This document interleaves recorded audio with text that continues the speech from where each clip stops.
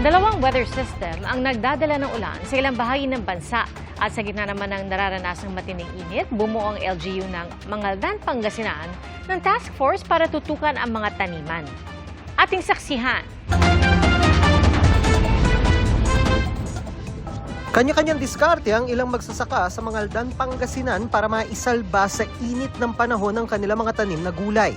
Gumamit na sila ng water pump para mapatubigan ang mga taniman ng pechay.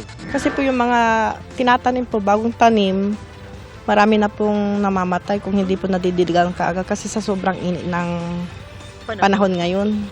Ang lokal na pamahalaan bumuo na ng Task Force Bantay Pananim para tutukan at i-monitor ang mga taniman. Base sa paikipag-ugnayan ng Agriculture Office sa National Irrigation Administration, may sapat pang patubig sa mga irrigation canal. Nakahanda rin daw sila sakaling tumindi pa ang epekto ng mainit na panahon.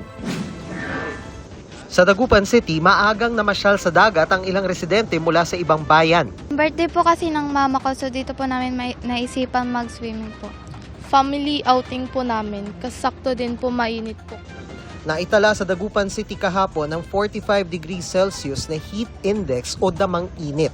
Pag nahit ng sun yung buhangin, siyempre nakakaroon ng init yan.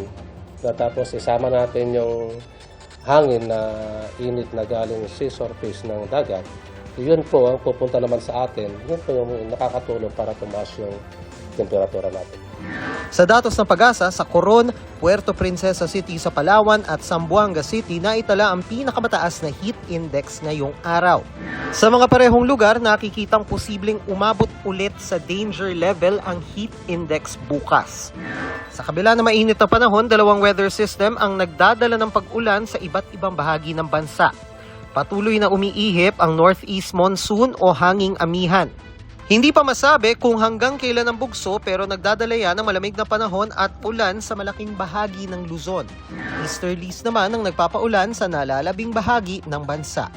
Para sa GMA Integrated News, ako si Dana Tingkungko, ang inyong saksi. Mga kapuso, maging una sa saksi. Mag-subscribe sa GMA Integrated News sa YouTube para sa iba't ibang balita.